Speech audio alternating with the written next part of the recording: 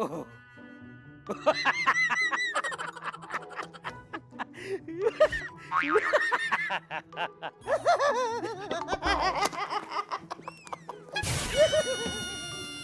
આહાહાહા, બાળા તારું તો આખે આખું રંગ રોગાન થઈ ગયું છે ને કાંઈ?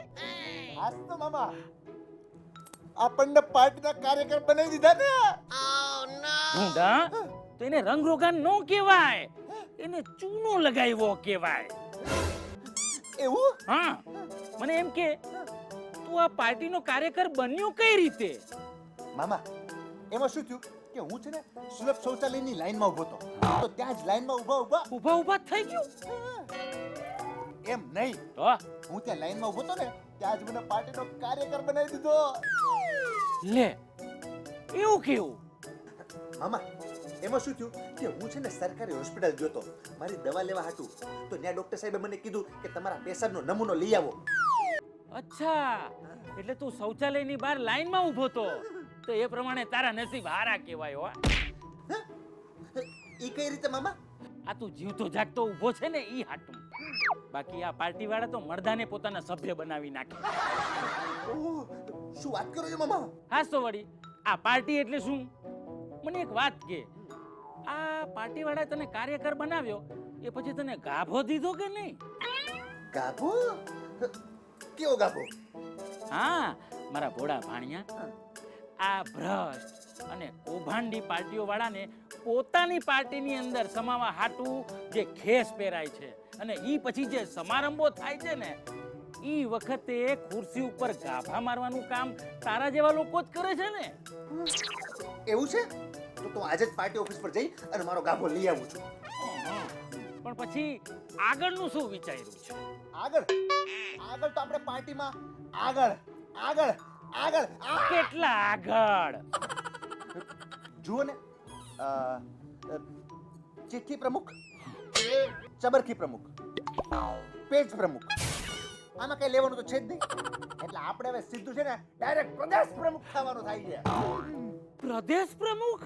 હા પ્રદેશ પ્રમુખ. કેમ ના બની કઈ? ભાણા તું છે ને કોઈ દી ગુજરાત પાર્ટી પ્રમુખ ન બની શકે. કેમ? તે કોઈ દી કોઈ કૌભાંડ કર્યું છે? હા, એક નાનકડું કૌભાંડ કર્યું છે. કેવું કૌભાંડ? મામા તમે જે લારીએથી ચા મંગાવો છો ને એમાંથી પર 50 રૂપિયાની કટકી કરી નાખી હતી. અલ્યા ઈ 50 રૂપિયાનું કૌભાંડ કઈ કૌભાંડ કહેવાતું હશે? મને એમ કે તે કોઈ દી સહકારી બેંકનું કૌભાંડ કર્યું? ક્યાંથી કરે? એના માટે બેંકના વહીવટીદારોની સહકાર તો હોવો જોઈએ ને. ભાણા તું દિવસે દિવસે હોશિયાર થતો જાય છે હો.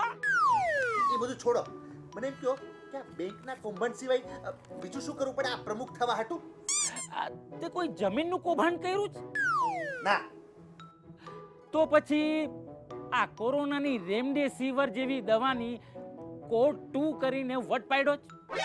એ ચાન્સ તો ગયો ને આવે. અચ્છા, તો મને એમ કે તારો મોબાઈલ નંબર છાપાની હેડલાઇનમાં છપાણો છે? મામા આ પાર્ટીના પ્રમુખ બનવા માટે આટલું બધું કરવું પડે? કોઈ સહેલો કે સસ્તો રસ્તો નથી છે ને? મને એમ કે આ પોલીસમાં જમાદાર બનીને તે કટકી ખાધી છે કોઈ દી? ના મામા. તો પછી રેવા દે, તું પ્રદેશ પ્રમુખ ન બની શકે, રેવા દે. પણ મામા આ પાર્ટી પ્રમુખ બનવા માટેના ક્રાઇટેરિયા આટલા ઊંચા ક્યારથી થઈ ગયા? બસ આ છેલ્લી નિયુક્તિ થી. મામા આ યુક્તિ કઈ સમજાણી નહીં. એ તને નહીં સમજાય, તું ગુજરાતી છે ને એટલે ભૂલી જવાનું બધું. ગુજરાતી ભૂલી જવાનું? એવું કેવું? કારણ કે કાં તો તારે મહારાષ્ટ્રીયન હોવું જોઈએ, કાં તો તારે બંગાળી હોવું જોઈએ, પંજાબી એ હાલે, પણ ગુજરાતનો પ્રમુખ ગુજરાતી ઈ નો બને. પણ મામા એવું કેમ?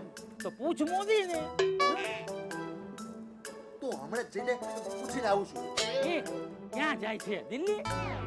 ના, આપણે ચાવડાના નામ મોદી છે ને.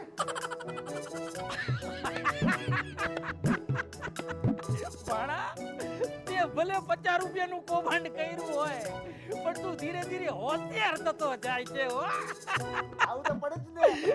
આગળ ભાણિયો કોનો? જગત મામાનો